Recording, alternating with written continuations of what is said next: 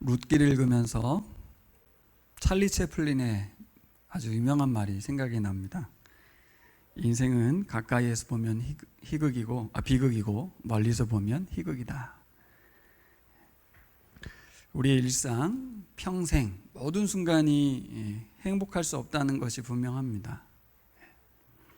그렇다면 순간의 행복을 위해서 살아가는 것인가? 잠깐의 행복을 위해서 애쓰는 것인가? 그런 생각 듭니다. 그래서 우리가 불안하죠. 인생이 참 불안합니다. 이 행복이 사라지면 어떡하지? 오래가지 않을 것 같은데 라는 불안함 속에 늘 삽니다. 그래서 인생이라는 것이 마냥 좋다고만 말하기도 어렵습니다. 과연 어떻게 사는 것이 성공한 인생일까? 행복한 인생일까 싶습니다. 우리가 지난주에 같이 시청했던 영상, 안드레이 전도사님 영상 다 보셨는지 모르겠는데요. 안 보신 분은 꼭 한번 보시기 바랍니다. 거기 안드레이 전사님 아버지가 안드레이 전사님에게 이런 말을 했죠. 인생의 주인이 너가 아니고 하나님이란 것을 알아야 한다. 그래서 안드레이 전사님은 아주 비싼 등록금을 내고 인생을 배우죠. 인생이 어떤 것인지 알게 됩니다. 저는 돈만이 아니라 시간도 너무 아까운 것 같아요. 돈도 엄청 날렸죠. 집 2채나 되는 돈을 날려먹었어요. 그러고선 하나님이 주인 되심을 알게 됐는데 저는 시간도 아깝다고 생각합니다. 왜냐하면 우리의 죽음이라는 것이 꼭 나이 들어서 죽는 것은 아니기 때문에 우리의 인생이라는 것이 언제 생이 마감될지 모르기 때문에 돈만이 아니라 시간도 좀 낭비하면 안 되겠다 그런 생각 듭니다. 어떻게 하면 과연 비싼 등록금 내지 않고 시간 낭비하지 않고 하나님 주인 되심을 인정하면서 살아갈 수 있을까? 일단 안드레이 전사님 간증들 보면서 깨달으면 좋죠. 그렇구나. 하나님 주인 되시는구나. 하나님 살아계시구나. 하나님 주인으로 모시고 살아야겠다. 그럼 너무 좋습니다. 두 번째는 룻기 같은 성경을 읽으면서 하나님 주인 되시는구나. 인생이 순간순간은 고난이라도 하나님께서 일하시고 은혜 베풀어 주시는구나. 그분이 우리의 인생의 주인이시구나 깨달으면 좋겠습니다. 또 있다면 주변의 어려움들 겪는 걸 보면서 제가 아까 기도할 때 부탁드렸던 세 분의 이야기들을 보면서 또 우리 주변에 많잖아요. 어려움 겪는 분들 보면서 인생의 주인이 하나님이신데 그래서 빨리 알면 좋겠다 그런 생각 듭니다. 저는 우크라이나는 여전히 전쟁 중이고 아픔이 큰 상황이지만 이 하나님이 주인 되심을 인정하고 살아가고 있는 안드레이 전사님이 인생 중에 가장 행복한 시간을 살고 있지 않는가 그런 생각이 들었습니다. 오늘 말씀은 일상과 하나님 나라라는 주제로 제가 전하고 싶은데요. 그리스도인이 된 이후에 우리의 삶 가운데 가장 큰 숙제는 어떻게 일상을 살면서도 하나님 나라를 살아갈 수 있을까예요. 우리에게 큰 과제이기도 하고 부담이기도 합니다. 일상을 살아가다 보면 사실 하나님 나라 관점에서 바라보고 생각하기 어렵습니다. 왜냐하면 룻기처럼 또 우리가 기도하고 있는 이분들의 상황들처럼 인생이라는 것이 그렇게 호락호락하지 않아요. 우리가 보다 큰 그림을 갖고 하나님과의 관계 속에 살아가게 하지 않아요.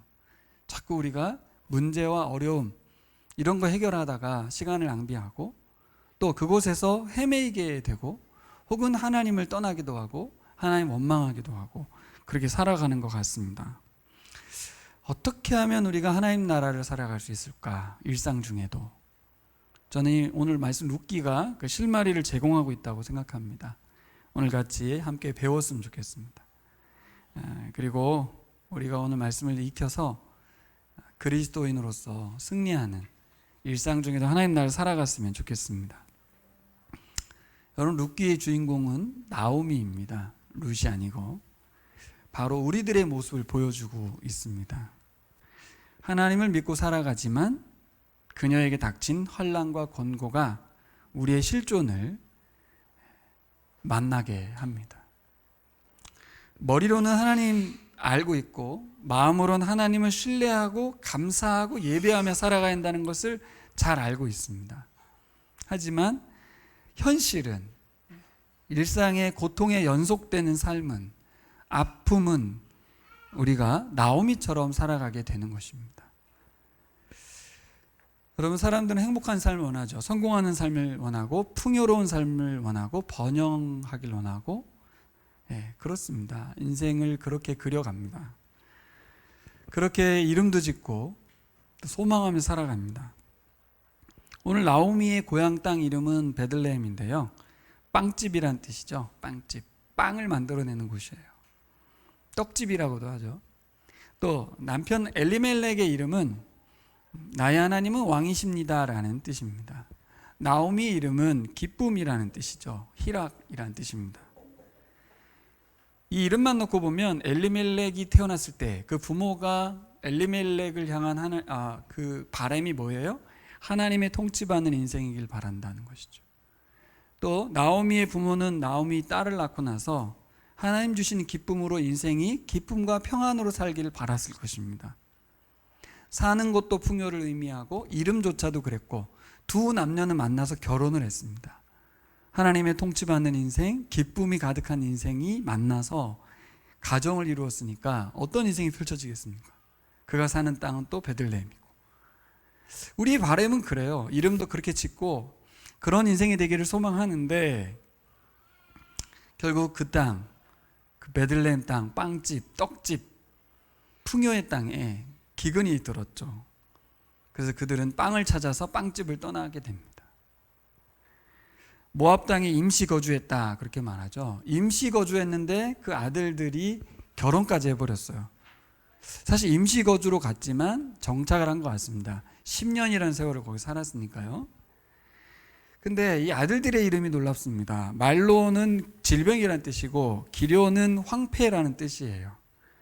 그러니까 태어날 때 졌다고 보기에는 그런 이름은 아닌 것 같고, 결국 이름이 수정된 거라고 봐야겠죠.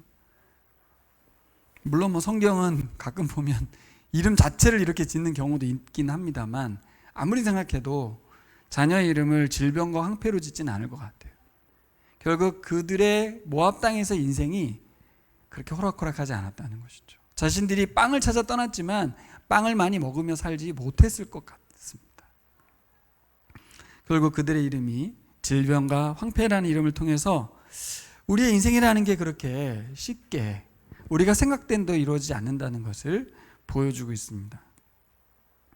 여기서 우리가 얻는 이제 지혜가 뭐예요? 사람은 모두가 소망을 담아서 이름을 짓고 소망을 품고 살아갑니다. 하지만 꼭 그렇게 되지 않는다는 거죠. 왜냐하면 일상 중에 우리가 어쩔 수 없는 실수를 하기도 하고 고난을 만나기도 하고, 특별히 정말 어쩔 수 없는, 감당할 수 없는 재난을 만나기도 합니다. 이번에 코로나가 그렇죠. 어떤 이에겐 이 코로나가 어쩔 수 없는, 감당할 수 없는 재난이었습니다. 저희들은 소상공인은 아니니까, 또 혹은 코로나 백신을 맞아서 가족 중에 누구를 잃거나 이런 상황은 아니었기 때문이지만, 제가 아는 어떤 분도, 미국에 있던 어떤 분은 부모님과 자녀가 다 같이 온 가족이 다 죽었다는 얘기도 들었어요. 엄청난 재난이죠, 이건. 여러분, 우리가 만나는 재난, 고난, 사람이 실수든 환경의 재난이든 막다른 골목에 다다를 때가 옵니다. 인생 중에 여러 번 오죠. 그때 우리는 우리 속에 숨겨져 있던 우리의 모습을 발견하게 됩니다. 오늘 20절, 21절을 보면 나오미가 이런 말을 하죠. 나를 나오미라고 부르지들 마십시오. 룻과 함께 베들레헴으로 돌아갔을 때 사람들이 나오미가 아니냐, 기쁨이 돌아왔네 라고 말할 때, 전능하신 분께서 나를 몹시도 괴롭히셨다 이렇게 말합니다. 이제 나를 마라라고 부르시오. 마라가 뭐예요? 쓰다 라는 뜻이잖아요. 나오미는 기쁨이고 마라는 쓰다입니다. 21절, 나는 가득 찬 채로 이곳을 떠났습니다. 그러나 주님께서 나를 텅 비어서 돌아오게 하셨습니다. 주님께서 나를 치시고 전능하신 분께서 나를 불행하게 하셨는데 이제 나를 나오미라고 부를 까닭이 어디 있겠습니까? 이 말을 잘 보면 하나님이 나를 괴롭히고 치셨습니다. 하나님이 불행하게 하셨습니다. 라고 말합니다. 나오미 모습 속에서 우리가 보인다는 것은 바로 이런 부분이에요. 우리가 인생 중에 막다른 골목에 처했을 때 제일 먼저 나오는 단어가 하나님이 라는 단어입니다. 하나님이 과연 살아계신데 이게 뭐냐 하는 것이고, 하나님이 날 이렇게 너무나도 고약한 분이시고 전능한 분인지는 모르겠지만 나에게는 심히 괴롭히는 존재일 뿐인 하나님이 떠오르게 돼요. 해석이 안 되기 때문에 그렇습니다. 이 상황에서 하나님을 어떻게 이해하고 고백해야 될까? 머리로는 알잖아요. 그래도 하나님을 찬양해야 돼요. 그래도 하나님을 신뢰해야 돼요. 근데 아무리 생각해도 남편 잃고 두 아들 잃고 고국 땅으로 돌아가는 나오미의 심정은 수치와 모욕, 하나님께 대한 원망, 불평, 너무나 자연스러운 것 같습니다. 그래서 이런 생각을 해봤어요. 지금 이 여인에게 하나님이 살아계시다는 것은 어떤 의미가 있을까? 우리에게도 우리가 힘들고 어려운 상황 속에서 하나님이 살아계시다는 건 어떤 의미냐는 거예요. 지난 화요일 날 전주 샘물교회 예배당 화재 소식을 전해 들었습니다. 사진으로 봐도 전소됐어요. 3층 건물인데 2층이 전소되고 3층과 1층으로도 화재의 피해가 이어졌기 때문에 이분은 주로 어른들보다는 동네 아이들 데려다가 먹이고 가르치고 또 보라를 만나서 너무 신나게 보라를 하시던 분이었거든요. 너무나 안타까웠습니다. 절망스러운 느낌이 들었을 것 같아요. 한번 생각해 보세요, 여러분. 우리 이 건물이 탔다고 생각해 보세요. 1층이. 피해 보상도 보상이지만 과연 우리 교회가 어떻게 될까? 근데 위층도 안 믿는 분이고 1층도 안 믿는 분인데 그 동네 아이들도, 교회 왔다 갔다 했던 아이들도 이구동성 했던 말은 뭐냐면, 하나님이 왜 교회 불나는 걸 안 막아주셨어요? 이렇게 말을 했다는 거죠. 위로의 말보다는 비아냥이 있고 조소 섞인 그런 말을 맞닥뜨려야 되는 목사님 마음이 어땠을까? 근데 소 목사님은 이렇게 말씀하셨대요. 이번 기회에 저 사람들이 하나님이 살아계시면 하나님 어떤 분이신지 아는 기회가 됐으면 좋겠다, 이렇게 말씀하셨다는 거예요. 목사님은 하나님을 향한 신뢰를 포기하지 않고 계세요. 전화위복의 하나님을 기대하고 계시더라고요. 지난주 우리가 자녀의 기도, 하나님의 자녀의 기도를 영상으로도 보고 설교로도 들었는데, 정말 내가 하나님의 자녀로 기도하는가라는 생각을 일주일 내내 하게 되더라고요. 정말 이 손 목사님은 하나님의 딸이구나, 아버지께 매달리시는구나 싶습니다.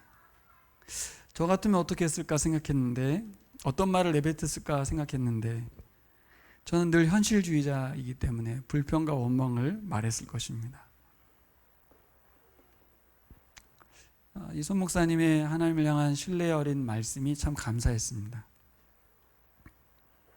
여러분, 누구에게나 피할 수 없는 인생 중에 맞닥뜨리는 고난, 어려움들 속에서, 일상 속에서 계속 부딪히는 이 고난의 상황 속에서 우리가 어떻게 살아가야 되냐는 것입니다. 그 가운데서도 과연 하나님 나라를 살아갈 수 있을까? 너무 먼 이야기가 아닌가? 어떤 원리가 오늘 룻기에 숨겨져 있습니다. 어떤 원리일까요? 여러분도 묵상하신 것과 같이 나오미 혼자서는 이 상황 속에서 하나님 나라를 살아갈 수 없는 것이죠. 굉장히 중요한 원리입니다. 누구도 피할 수 없는 인생의 상황 속에서 나오미 혼자가 아니고 그 곁에 룻이 있었습니다. 어떤 원리예요? 관계, 공동체인 거죠. 나오미 이름이 기쁨이라면 기쁨이라는 것은 관계에서 옵니다. 하나님과의 관계에서 오고 사람들과의 관계 속에서 와요. 나오미가 기쁠 수 있는, 인생에서 기쁠 수 있는 이유는 관계로만 가능한 것이죠. 우리에게 주는 메시지입니다. 나오미의 일상을 하나님 나라로 바꿔준 여인, 바로 룻이죠. 룻. 여기서 우리가 지혜를 얻게 됩니다. 우리가 피할 수 없는 고난들, 어려움들, 인생에 다 겪는데 어떻게 그 가운데서도 우리가 일상을 하나님 나라로 살아갈 수 있을까? 바로 하나님의 사람이 붙어 있어야 돼요. 오늘 나오미가 말로 그렇게 말하죠. 저 어머니 곁에 붙어 있겠습니다. 전 이것이 하나님의 메시지로 들려. 난 너를 절대 놓지 않을 거야.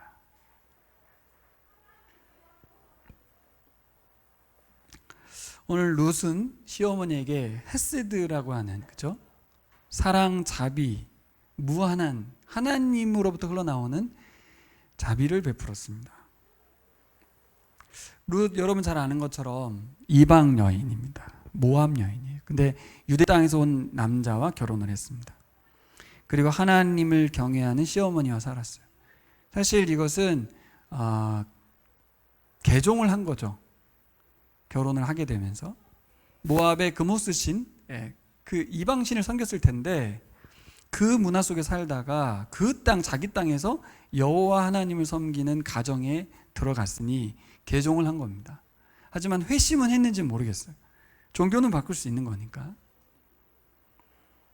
그런데 이 오르바와 룻이 남편들이 죽고 나서 그 땅임에도 불구하고 그들은 자기 친정으로 돌아가거나 어머니에게 악을 범하지 않아요. 신기하죠. 쉽지 않은 일입니다. 그렇죠? 자기 땅이잖아요. 유대 땅도 아니고. 충분히. 또 시어머니가 뭐라 그래요? 하나님께 대한 이런 원망과 불평을 쏟아낸 걸로 보면 이미 듣고 있잖아요. 유대인의 하나님이 왜 이런 분이시지? 라는 의문을 품을 수 있잖아요. 어머니의 하나님은 도대체 왜 이렇게 이 가정을 불행하게 만드시지? 어머니 입으로 나오는 그 말을 듣는 룻과 오르바는 그런 생각할 수 있잖아요. 결혼을 후회할 수 있고 또 자기의 집으로 돌아갈 수도 있는데, 그런데 그들은 유대 땅으로 같이 떠납니다. 이런 게 참 이 시대하고는 좀 다른 것 같아요. 그들의 문화고 결혼한 이후에 그들의 삶이 그렇게 공동체적이라는 것은 참 신기한 일입니다. 근데 오늘 보면 여러분, 오르바는 자기 민족과 자기 가정으로 신들에게로 돌아갑니다. 결코 죄가 아닙니다. 합리적인 것이고 당연해 보이고, 또 나오미도 처음부터 그렇게 했어야 되는데 가던 길에 돌려보내잖아요. 그러고 보면 룻도 나오미도 고민이 많았던 거죠. 이건 아닌 것 같다. 국경에서 돌려보냈겠죠. 가라. 근데 룻은 누가 봐도 당연하고 누가 봐도 더 좋아 보이는 선택을 하지 않아요. 왜 룻은 이 어리석어 보이는 선택을 할까? 시어머니의 그 하나님에 대한 원망의 소리를 들었고 본인도 그렇게 해석할 수 있는 상황 속에서 도대체 왜 이는 이런 선택을 할까? 16절과 17절은 유명한 말씀이죠. 같이 읽어볼까요? 그러자 룻이 대답하였다. 나더러 어머님 곁을 떠나라거나 어머님을 뒤따르지 말고 돌아가라고는 강요하지 마십시오. 어머님 가시는 곳에 나도 가고 어머님 머무르신 곳에 나도 머무르겠습니다. 어머님의 결하가 내 결의이고 어머님의 하나님이 내 하나님입니다. 어머님이 숨을 거두시는 곳에 나도 죽고 그곳에 나도 묻히겠습니다. 죽음이 어머님과 나를 떼어놓기 전에 내가 어머님 떠난다면 주님께서 내게 벌을 내리시고 또 더 내리신다 하여도 달게 받겠습니다. 진짜 이렇게 말했을까요? 난 믿을 수가 없어요. 성경을 이제 좀 목사가 되니까 이건 꾸며낸 얘기다. 이건 있을 수 없는 얘기다. 어떻게 이런 말을 하냐. 네, 유대인들이 기록한 성경이니까 꾸몄을지 않았을까? 여러분 곧대로 받아들일 수 있습니까? 이 말을? 쉽지 않습니다. 저는 개인적으로 이 본문을 가지고 믿음의 여인, 믿음으로 이 사람이 하나님을 바라보고 어머니를 따랐다. 전 그렇게 보기 어렵습니다. 사람은 그렇게 하지 못합니다. 불가능한 일이에요. 도대체 룻은 뭘 바라고 뭘 기대해서 무슨 소망이 있어서 가나안을 향했을까요? 그러지 않죠. 왜냐하면 본인이 이방 여인이에요. 유대 땅을 가면 천대받고 멸시받습니다. 남편도 없어요. 거기 가면 안 되는 거예요. 무슨 일 당할지 모릅니다. 분명 자신만의 인생을 걸어도 전혀 상관없는 당연하고 상식적인 선택을 하지 않습니다. 그 이유가 뭘까요? 전 하나밖에 없는 것 같아요. 믿음이라기보다는 사랑이죠, 사랑.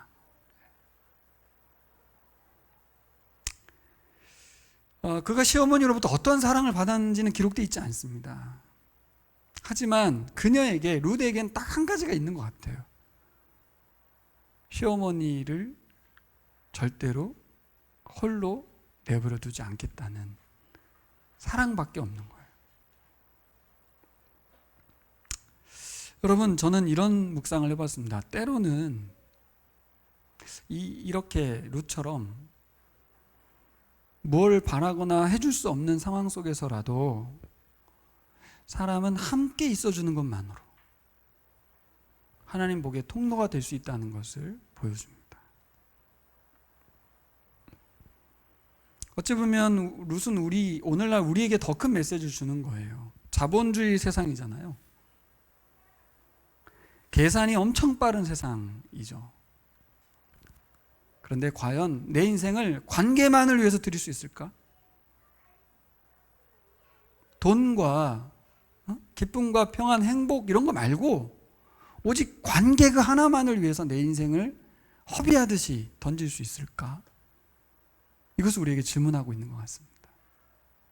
좀 다른 말로 하면 끝까지 사랑할 수 있겠냐는 것이죠. 좀 더 들어가는 질문은 우리 안에 그 사랑이 있느냐는 것입니다. 그럴 수 있느냐는 결단과 의지를 물어보는 게 아니라 과연 우리 안에는 관계를 끝까지 사랑할 수 있는, 믿어주고 신뢰할 수 있는 사랑이 우리 안에 있는지 묻고 있습니다. 그녀에게 그게 있었던 거죠. 시어머니를 향한 헤세드가 있었습니다. 그러니까 말을 표현을 이렇게 한 거죠. 어머니의 하나님, 어머니의 결례, 내 결례, 내 하나님입니다 라고 표현한 걸로 보입니다. 룻이라고 왜 여기서 나오미의 시각으로 똑같이 하나님이 원망스럽고 하나님 너무하다고 생각을 안 했겠습니까? 근데 놀랍게도 여러분, 이 고백 속에 뭐가 포함되어 있습니까? 룻은 하나님을 잘 모릅니다. 룻은 시어머니 하나님을 알아요. 그분은 누구십니까? 이 나오미 집안에 포악하신 하나님을 아는 거예요.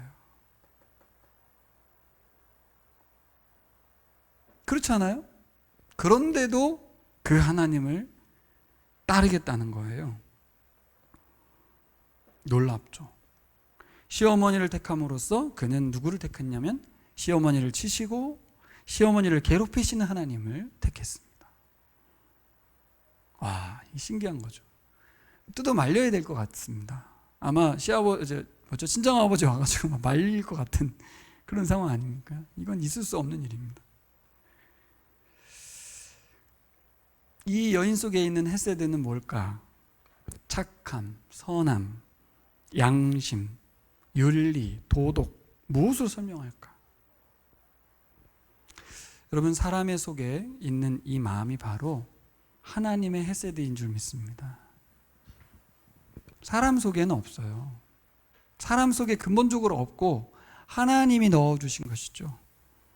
여전히 우리에게 남아있는 하나님의 형상, 그것은 꼭 유대인에게만 있는 것도 아니고 이방인에게는 없는 것도 아니고 한국민에게만 있는 것도 아니고 외국인에게 없는 것도 아니고 이 세상 모든 인류에게 남아있는 하나님의 형상, 하나님의 헤세드가 있습니다. 일상적으로 보면 나오미를 하나님 치신 게 맞죠. 맞는데 하나님 나라 관점에서 보면 그녀를 향한 하나님 헤세드가 계속해서 베풀어지고 있죠. 누구를 통해서? 이방 여인 룻을 통해서 하나님의 자비하심이 흘러가고 있습니다. 잘 생각해 보세요. 내 인생 중에 전혀 생각할 수 없는 방식으로, 전혀 상상할 수 없는 일들이 인간 취급도 안 하는 이방 여인을 통해서 이렇게 흘러온 겁니다. 유대인들에게는 치욕스러운 이야기입니다. 근데 이 유대인들이 룻기를 자신들의 정경으로 인정하고 있다는 건 신비한 것이죠. 저희들에게도 적용해 보면 우리는 모두 고아 같고 과부 같고 나그네 같고 이방인입니다. 우리가 다 나오미 같은 사람들이고 룻과 같은 사람들입니다. 이러한 우리들에게 하나님의 헤세드가 흘러와서 오늘을 우리가 살아가고 있는 줄 믿습니다. 누구를 통해서 흘러왔나요? 천대받고 무시당하는 이방 여인 룻과 같은 사람들을 통해서.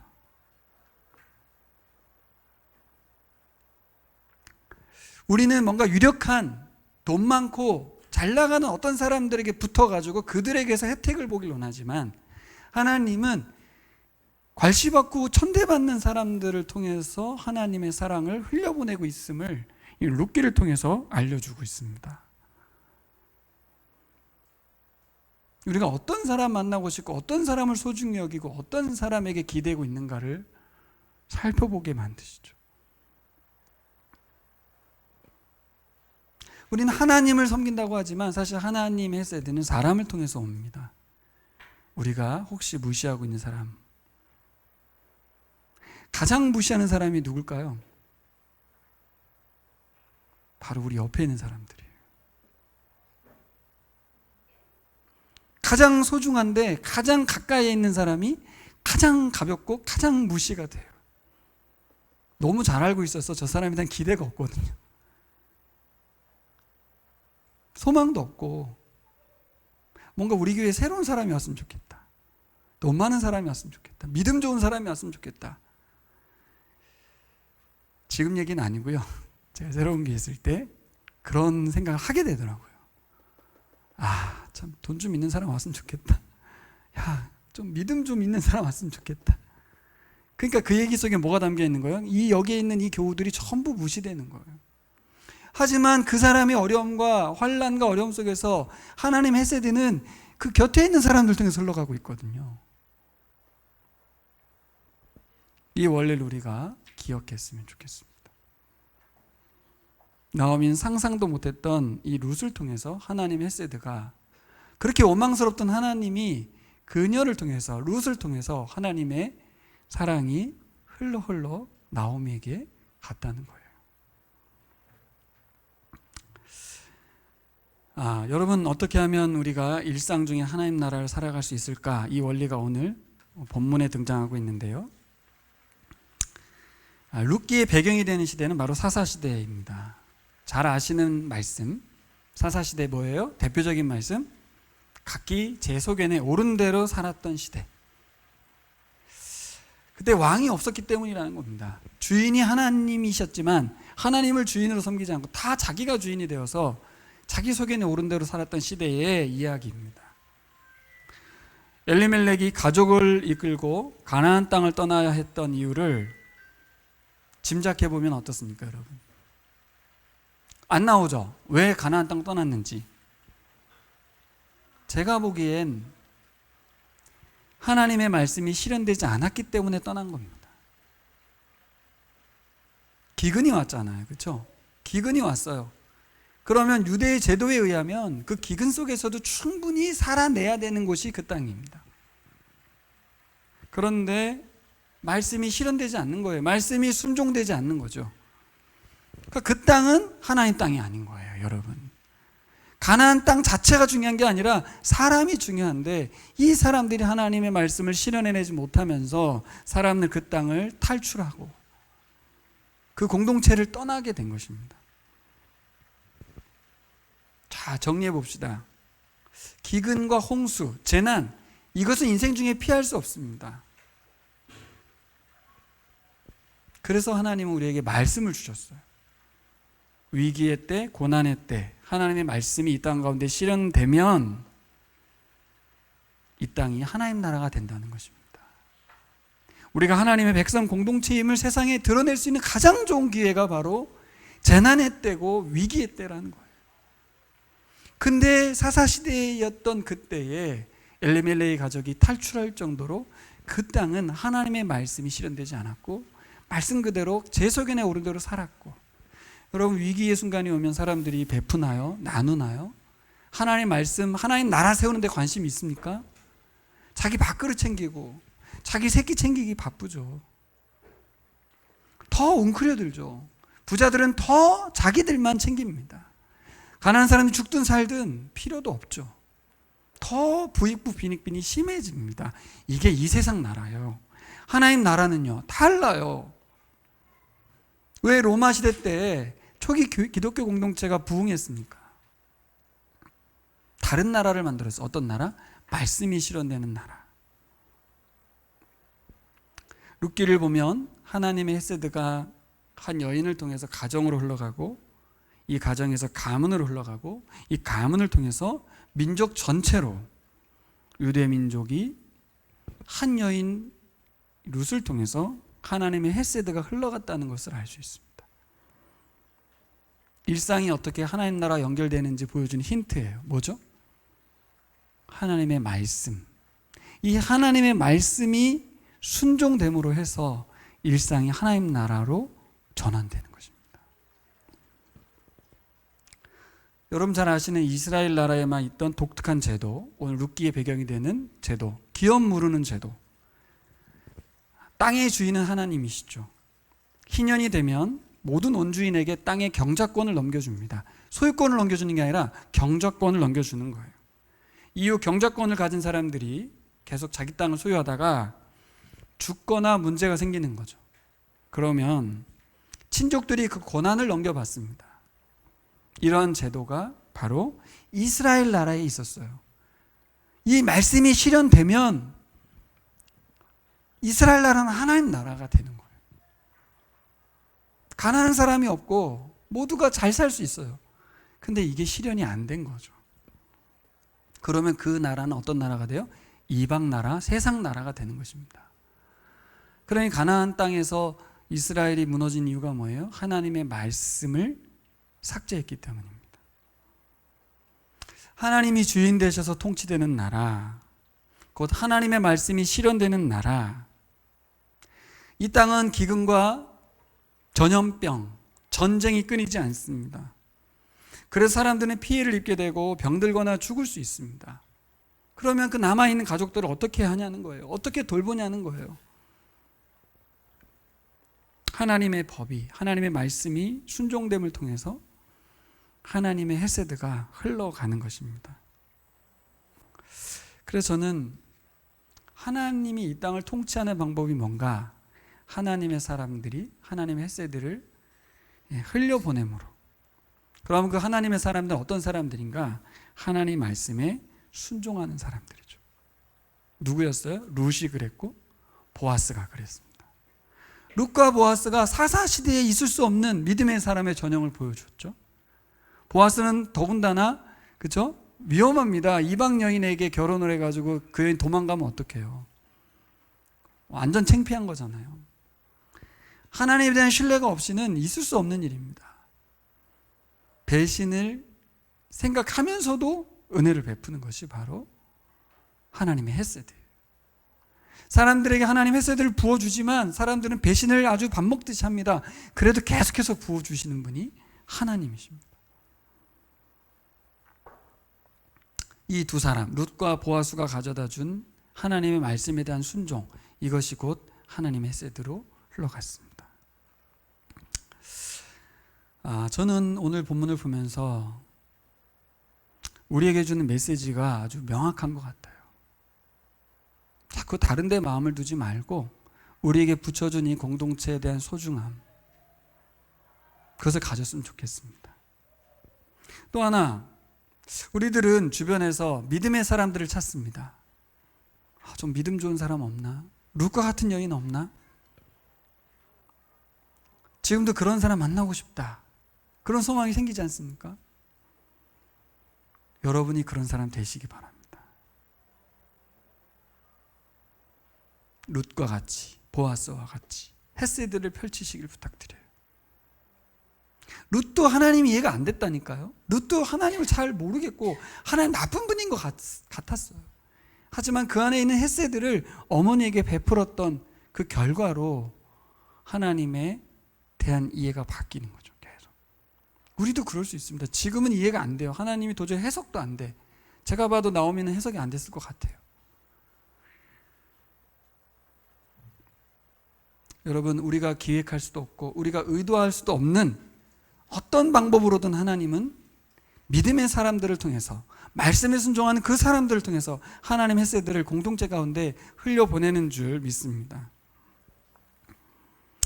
오늘 로마서 5장 말씀 읽고 말씀을 나누려고 합니다. 마치려고 합니다. 5장 2절에서 5절까지 가볼까요?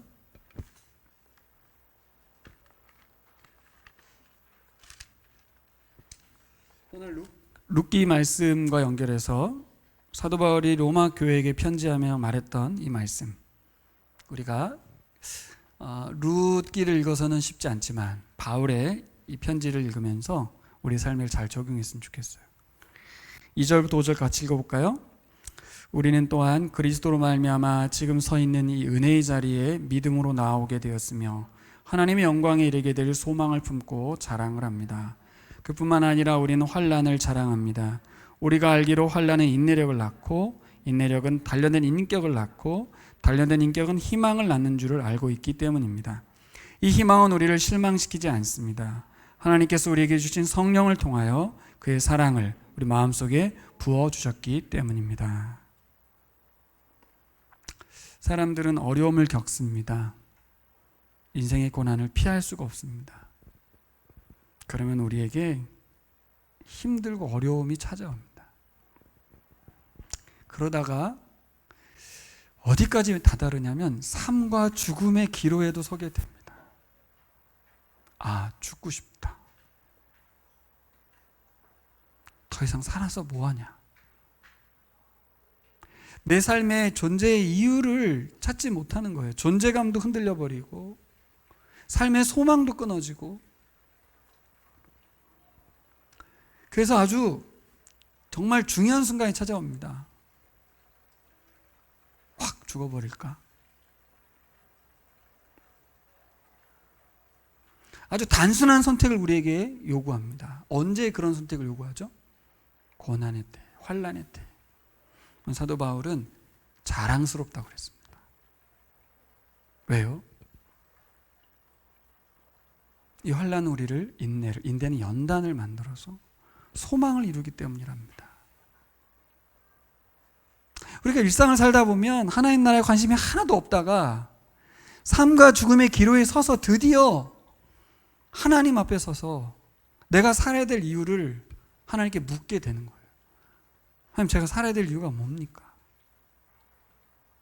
그동안 잊어버렸던 거예요. 뭐 때문에? 크고 작은 문제 때문에, 혹은 이 세상의 탐욕 때문에 사는 이유가 딴 데 있었어요. 계속 문제 해결하다가 자녀 키우다가. 근데 이 사도 바울은 뭐라고 그래요? 로마 황제의 온갖 핍박, 박해 속에서 로마 교회 교우들에게 우리는 환난을 자랑합니다 라고 말하잖아요. 왜요? 소망이 있기 때문에. 어떤 소망? 우리 현진 형제가 바라는 소망이 뭐예요? 인생 중에. 우리 수아가 바라야 될 소망이 뭐예요? 하나님의 영광이라는 거예요. 우리가 예수 그리스도 형상을 덧입어서 부활의 몸을 입고 예수 그리스도와 같은 형상을 입는 것에 대해서 소망하고 살아야 됨에도 불구하고 그것을 잃어버리고, 우리가 예수 안에서 새로운 피조물로 거듭나서 하나님께서 우리 안에서 일하고 계신 이유가 이 땅에서의 평안, 이 땅에서의 행복, 이 땅에서 잘 나감이 아니고 하나님 나라에서 예수 그리스도와 동일한 부활에 이르는 것임을 잊고 있다는 거죠. 그래서 사도 바울은 뭐라고 그래요? 성령이 말할 수 없는 탄식으로 우리를 위하여 기도하고 있대요. 왜요? 다른 기도를 하고 있으니까. 바른 기도, 하나님이 원하시는 그 기도를 하지 않고 그 길로 걸어가지 않고 다른 삶을 살고 있기 때문이라는 것입니다. 그래서 고난은 유익인 거예요. 이 고난의 때 우리가 불순물이 제거되기 때문입니다. 우리 안에 있는 탐욕들, 다른 생각들 다 제거되고 아주 딱 순금 같은 믿음으로 다시 태어날 수 있다는 거예요. 언제? 고난의 시기에, 환난의 때에. 그래서 욥기를 보면 욥기의 내용이 뭐예요? 욥기의 내용은 전반적으로 우리 인생은 하나님께 대해서 하나님이 신실하게 나에게 계속해서 신실함을 끝까지 유지해 주시기를, 나에 대해서 헤세드를 계속 부어주시기를 요구하잖아요. 근데 욥기의 주제는 반대로 너는 나에게 끝까지 신실할 수 있겠냐?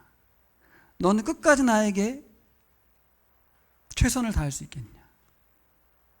그것을 묻고 있는 것입니다.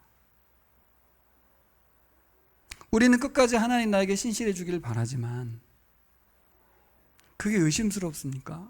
하나님은 거꾸로 너희가 나에 대해서 끝까지 신실했으면 좋겠다. 끝까지 흔들리지 말고 나를 신뢰했으면 좋겠다. 이 말씀을 던져주는 것입니다. 하나님께 대한 우리의 태도가 환난과 고난의 때에 확인되고 점검된다면 감사한 거잖아요. 그렇죠? 근데 그게 아까 말한 것처럼 룻과 같은 하나님의 사람이 같이 있어야 됩니다. 로마서도 예수 그리스도 안에 있기 때문에 이게 가능한 성경입니다. 예수께서 십자가에 죽으시고 부활했기 때문에 로마 교회 교우들에게 로마 제국의 핍박 가운데서도 우리가 살아야 될 이유는 분명하다. 하나님 때문이다. 그분이 우리를 사랑하시기 때문이고, 그분이 우리를 사랑하셔서 아들 예수를 죽이셨기 때문이고, 그분이 죽으셔서 우리가 새로운 피조물로 거듭나 하나님 나라를 향해서 걸어가고 있기 때문이다 라고 말할 수 있었어요.